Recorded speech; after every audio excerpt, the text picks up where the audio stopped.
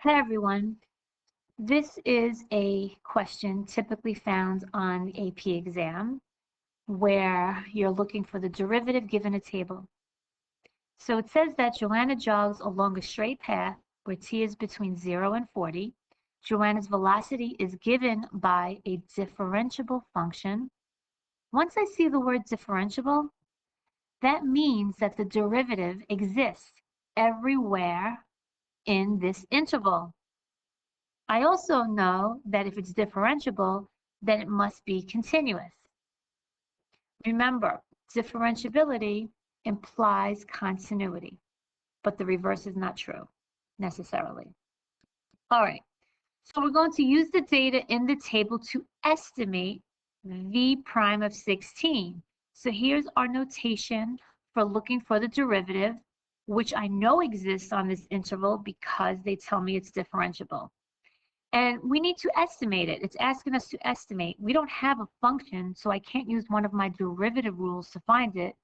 But since derivative really is just a rate of change, a slope, I can use my average rate of change formula. 16 lies between 12 and 20, right? Well, intervals, we're looking for the input values, in this case, t, right? So since 16 is between 12 and 20, I can go ahead and use slope formula.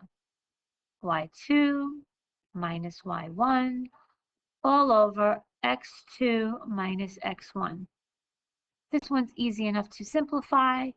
If it's free response, you don't have to. So we'll just leave this for now. So now let's look at this question. So this question here, we're given a graph and we're given a table for selected values of this function, of the graph of this function of f. And then it says the graph of f has a horizontal tangent line at x equals 4. Well, if it's tangent, I know it's touching the curve at one spot. And if it's a horizontal line, well, we know what horizontal lines look like. So there it is. So it is given to us that this horizontal tangent line exists. They tell us it's concave down. Well, concave down, if you recall, that's where my function looks like it does not hold water, kind of spills water.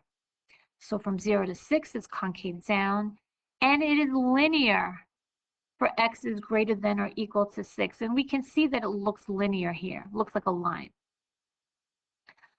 And it is always important to highlight information so that in case you need it when answering the following question. So let's look at part A. A says to approximate the value of f prime of 5.5 using data from the table. From the table. Looking at this table, well, they actually give us 5.5, and then they give us 5. Now, in the previous problem, we were picking points from the left and the right, right? From the left and the right of the value that we were looking for the derivative. And that's normally how we do it.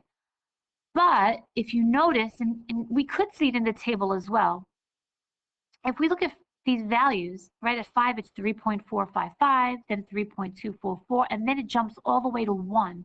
So this kind of is far away. And looking at the graph, we can see that, well, 5.5 is right about here somewhere. And if we pick 5, that's kind of close. But if we go down to the value given in the table, that's all the way down here. Too far away.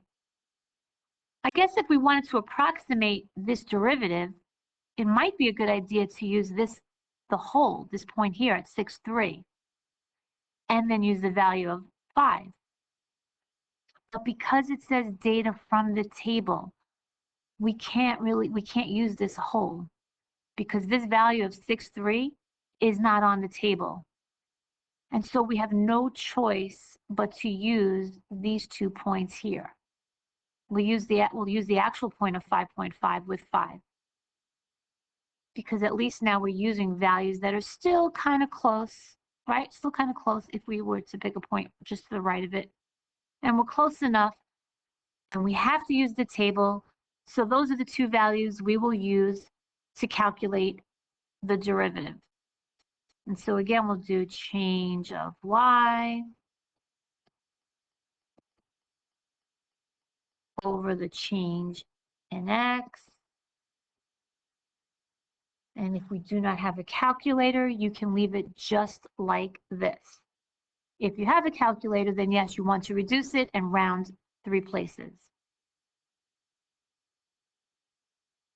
Let's recall the definition of the derivative, the limit definition of the derivative.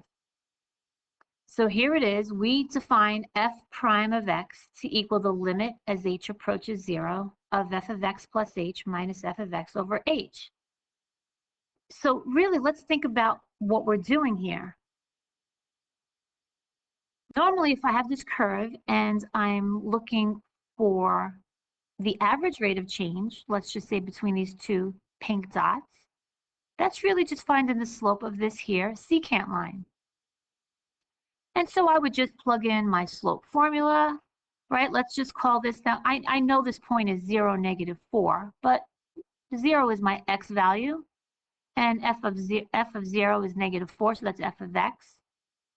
And this point over here, well, let's look at it. If I go to the right from 0 to 2, well, that's 0 plus 2. That's this h, x plus h, right? 0 plus 2, so I get 2. And then f of that value gives me my y. So if I'm finding the average rate of change here, I can, instead of using these numbers, I'll just say f, this is my y2 minus my y1 all over x2 minus x1. And then notice x minus x, so I'm just left with this f of x plus h minus f of x over h. But that's still the secant line. What if now I wanted not the secant line, but the slope of this tangent line that's going through just one of these points? Well, now it's only one point. It's just this point right here, x plus h, and f of x plus h. But I can't really use slope formula unless I have 2 points. So what if this point just gets closer and closer and closer and closer and so close such that the distance between my x values, right, the distance between my x values, that's down here, this distance is so close that it is approaching 0. That's when it becomes this limit definition. Notice here I still have, here's my slope formula right here, this f of x plus h minus f of x over h, but I add this limit as h approaches 0 to it, so it now becomes a limit problem. Well, this is the definition of the derivative. And although we practiced a few problems plugging into this, we know we have easier rules, such as power rule.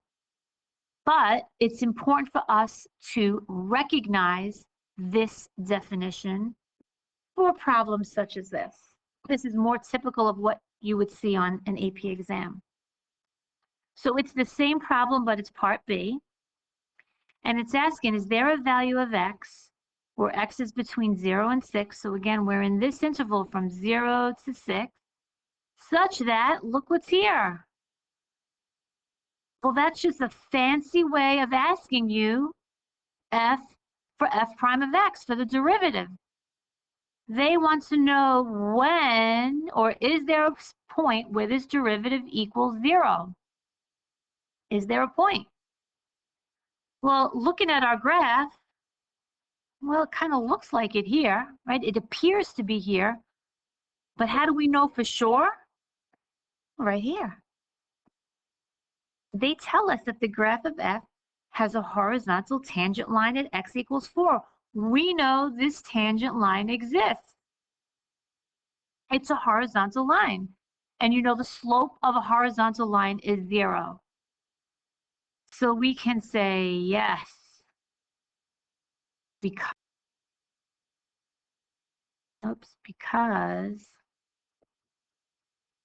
f has a horizontal tangent. Okay, I paused the video so you wouldn't have to wait for me to write it. But yes, because f has a horizontal tangent line at x equals 4. Therefore, there is such a value of x where the limit as h approaches 0 of f of x plus h minus f of x over h equals 0. Now let's look at part C. For each of the following limits, find the value or explain why it does not exist. All right, so again, looking at this is a fancy notation for the derivative when x equals 6. But here it's only a right side, right? We're looking for as h approaches 0 from the right. So from the right, we have a line. There's a line here. There's a line. And there's a dot here, so it is right-hand continuous. That's important to notice, right-hand continuous. And if I'm looking for the derivative, well, derivative is slope. I can figure out the slope of this line by doing rise over run. So there's a point right here at 6 where we want it, and there's another point over here on the x-axis. And so rise, I'm going up 1 and 1, 2 to the left. So up 1, 2 to the left. So this equals -1/2. Now if we look at number 2, or part 2, now we're looking for the left side. The limit as h approaches 0 from the left. But look what's happening from the left. At 6, is this left side continuous? No, there's a hole. So this does not exist. It is not left hand continuous. In fact, if we tried to plug this whole thing, if we tried to do this manually by hand, this denominator, we would be dividing by 0. And so if you try that by plugging in, you'll see that. Remember, when we did this long by hand, eventually we were able to reduce the h's. But this one, we would end up dividing by 0 because it is not left-hand continuous, and so it does not exist. And part 3. Now we're looking for the derivative as h is going to 0 at 6. So does the derivative exist at 6? No, it does not exist. There is a jump discontinuity.